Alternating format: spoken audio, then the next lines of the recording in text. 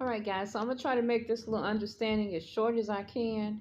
In two, I mentioned something about that God know when you're gonna do wrong. He don't know. He don't know when you're gonna do wrong. He gave us choice. He gave us the ability to choose right from wrong, and this all happened because of them going and touching this tree, you know. So now they have the ability because their eyes are open and they know, they have knowledge. They know they can see, their eyes are open. So everything in the world is open to them, not just good, but also whatever is evil is open to them. And he gave man will within himself. He gave you a will to choose what you want to do. So when he told them, everything you can eat, but do not eat from this tree or surely you will die, their response should have been not to eat it, to remember what they were told and don't do it so that they could live. Because the tree of life represents living forever.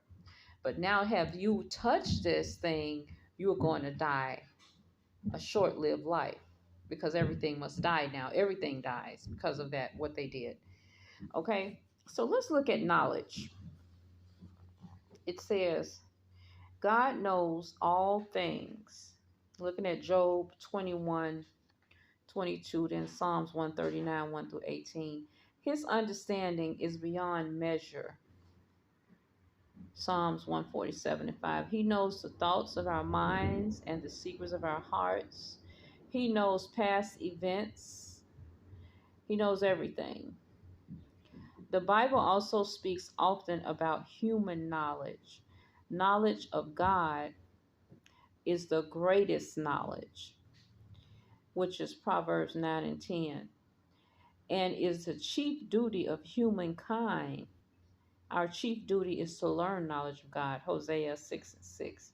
In the Old Testament, the Israelite know God through what he does for his people, Deuteronomy 4:33 and 39, and then Hosea 2:19 through 20. But in the New Testament, one knows God through knowledge of Jesus Christ.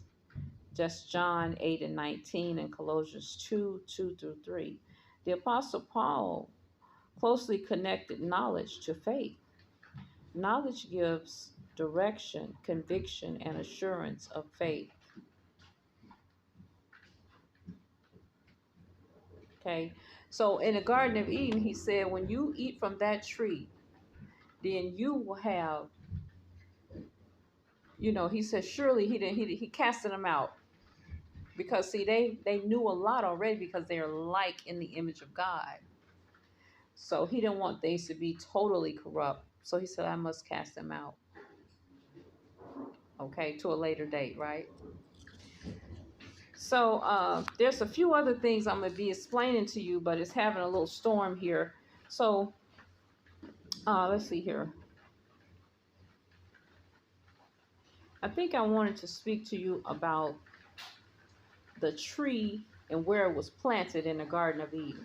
When I come back, I'm gonna give you some information on that because I do have some maps in my little study dictionary over here that I can show you about that.